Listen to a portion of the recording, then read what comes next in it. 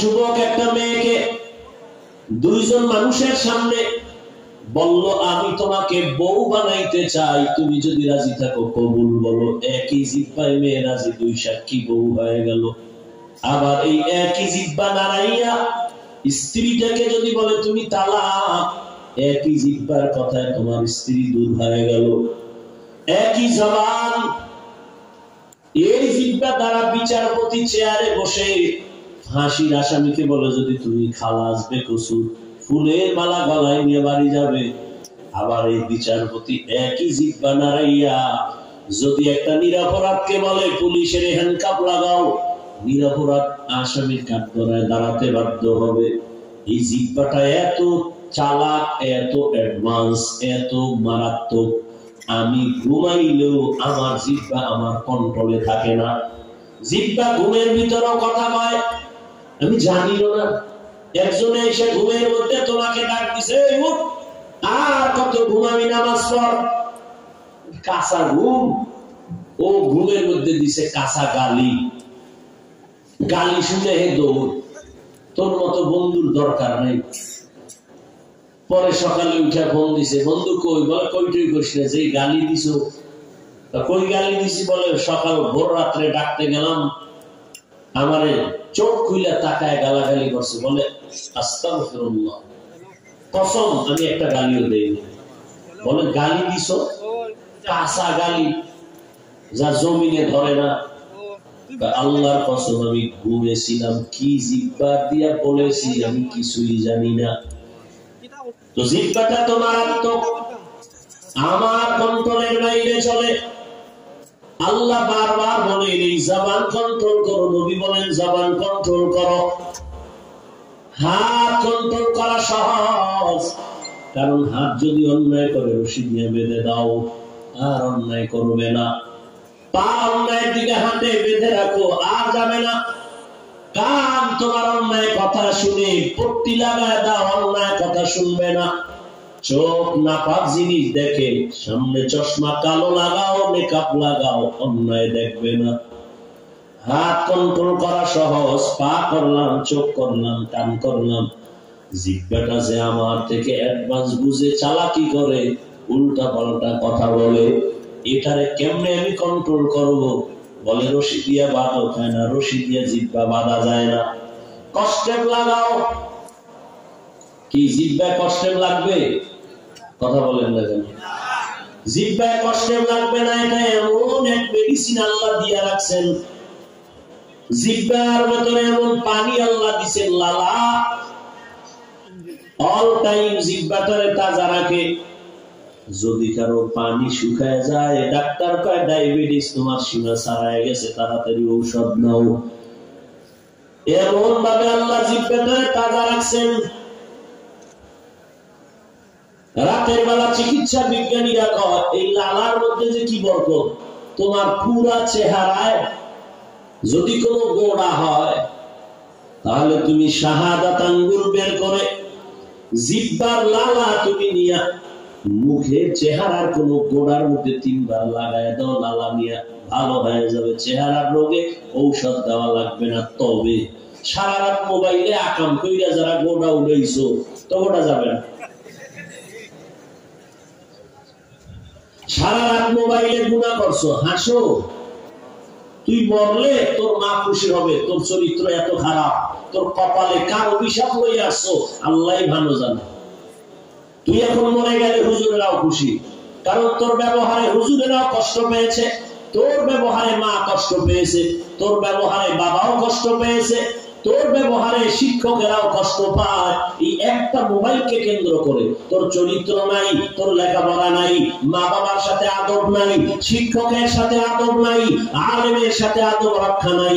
এই মোবাইলের কারণে মা বাবার কত টাকা চুরি করেছো, একটা মোবাইলকে কেন্দ্র করে কত চরিত্র নষ্ট করেছো, একটা মোবাইলকে কেন্দ্র করে তোমার মধ্যে কিছুই নেই রে বাবা। এখন আল্লাহ না করুক যদি মরিয়া যাও, সবাই মনে মনে খুশি হবে, মা কানবে তবে ভেতরে খুশি। আমার ছেলেটা এত খারাপ, মানুষ আমারে লজ্জা দেয়, চরিত্রের কারণে মইরা গেছে, আমি বেঁচে গেলাম। এমন চরিত্র কেন তোমার? অথচ তুমি যুবকের চরিত্র দিয়ে তো সমাজের অন্ধকার দূর হবে, তোমার আদর্শ দিয়ে তো গোটা দুনিয়া ঠান্ডা হবে, তোমার ব্যবহার দিয়ে তো মানুষগুলো দিনের লাইনে চলে আসবে, আদর্শবান হবে। তুমি একটা আদর্শ সন্তান হও, তোমার দ্বারা সমাজ আদর্শবান হয়ে যাবে। তুমি যুবকের মাধ্যমে এই জমিনে সব অন্ধকার দূর হয়ে যাবে, কিন্তু সে আদর্শ তুমি নষ্ট করে ফেলেছো। অথচ আমি বলি নাই তুমি হুজুর হও, মাওলানা হও, মাদ্রাসায় যাও, টুপি লাগাও, তসবি লাগাও, একবারও বলি নাই, বলবো না। বরং আমি বলবো বাবা তুমি ডাক্তার হও, ইঞ্জিনিয়ার হও, প্রফেসর হও, তুমি একজন ব্যবসায়ী হও, তুমি একজন চাকুরিজীবী হও, তবে দাবি আমার একটা বেয়াদব হইও না। তুমি একজন ডাক্তার হও, বেয়াদবি কইরো না, খবরদার। মা বাবার বেয়াদবি যদি কপালে লেগে যায়, জীবনটা মরার আগে ধ্বংস হয়ে যাবে, খবরদার। শিক্ষকের বরদোয়া কপালে লাগলে শিক্ষা জগৎ থেকে হারায় যাওয়া। ওলামায়ে কেরামের কষ্টের বরদোয়া যদি তোমার কপালে লাগে, জীবনে আদর্শের জগৎ আর খুঁজে পাইবা না। অতএব তুমি ডাক্তার হও, আদব আদর্শের ডাক্তার হও, বেয়াদব হও না। তোমার ব্যবহারে কোনোদিন মা বাবা যেন কষ্ট না পায়, আলেম যেন কষ্ট না পায়, শিক্ষক বন্ধু বান্ধব মুরব্বীরা যেন কষ্ট না পায়। তোমার এই জিহ্বাটারে কন্ট্রোল করিয়া চলো, ও আল্লাহর গোলাম। এবার একটু বাস্তবে নজর করে দেখো, তোমার লাইনে যারা আছে, জেনারেল লাইনে পড়ে, জীবনে কোনোদিন মাদ্রাসায় পড়ে নাই, আলিফ বাতাও শিখে নাই, সত্য কথাটা স্বীকার করো বাবা। তোমার লাইনে থাইকা কি কোনো যুবক স্কুল কলেজে পড়ে, চাকরি করে, ব্যবসা করে, 5 বেলার নামাজও পড়ে? একটু জবাব দাও, আছে না নাই? তোমার জীবনে আর কোনো ওয়াজের দরকার নাই, তোমার জীবনের এই কথাটাই আসল ওয়াজ। তুমি নিজেকে জিজ্ঞাসা করো, তোমার কপাল কেন এত খারাপ? তোমার মতো যুবক স্কুল কলেজে পড়ে যদি নামাজ পড়ে, তুমি কেন পারো না? তোমার কপালে কার অভিশাপ লাগলো? তোমার মতো যুবক রাস্তায় গাড়ি চালায়, নামাজ ছাড়ে না, দাড়ি কাটে না, তোমার কপাল কেন এত খারাপ? তুমি কেন পারো না? তোমার মতো যুবক র্যাব, আর্মি, পুলিশ, বিডিআর এর চাকরি করে নামাজ পড়ে, তুমি কেন পারো না? ওসি, বিসিএসপি নামাজ পড়ে, তুমি কেন পারো না?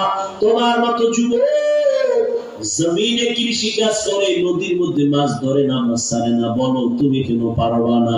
ঢাকা বিশ্ববিদ্যালয়ে যাও, জাহাঙ্গীরনগরে গিয়ে দেখবা পাগড়ি মাথায়, লম্বা দাড়ি, জামা পরা, মনে হয় মসজিদের কোনো ক্ষতি।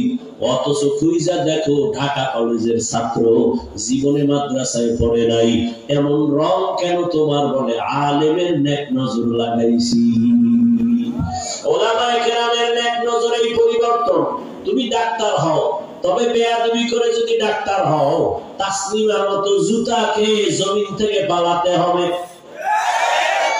তুমি যদি বেয়াদবি মার্কা প্রফেসর হও, আহমদ শরীফ বেয়াদবের মতো জীবনটা নষ্ট হবে, কবরও কপালে আসবে না, কবরও হবে না। আহমদ শরীফ ঢাকা কলেজের প্রফেসর, এমন কপাল খারাপ, মরার পরেও কবরও হয় নাই।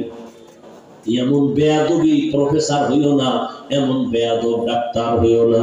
তোমার জবানটারে কন্ট্রোল করো, মানুষের সাথে ভালো ব্যবহার করো। ক্বালান নবী সাল্লাল্লাহু আলাইহি ওয়া আলিহি ওয়াসাল্লাম, খায়রুন নাস মান ইয়ানফাউন নাস। রহমতের নবী বলেন, দুনিয়াতে ভালো মানুষ ওই ব্যক্তি যার দ্বারা মানুষ উপকার পায়, কারো দ্বারা ক্ষতি হয় না। একটা কুত্তা সারা রাত মালিকের বাড়ি পাহারা দেয়, দেয় না? বেতন কত মাসে? একটা কুত্তা মালিকের লাত্তি খাইয়া মালিকের বাড়ি পাহারা দেয়, আর তুমি মালিকের সব খাইয়া মালিকের সাথে গাদ্দারি করো। মালিকের দেওয়া পানি ফ্রি ভোগ করতেছ, মালিকের দেওয়া বাতাস, মালিকের দেওয়া সূর্যের আলো, আল্লাহ দেওয়া চাঁদের আলো ভোগ করলা। মালিকের দেওয়া জমিনের ফসল খাও, মালিকের দেওয়া গাছের ফল খাও। ওই মালিক রে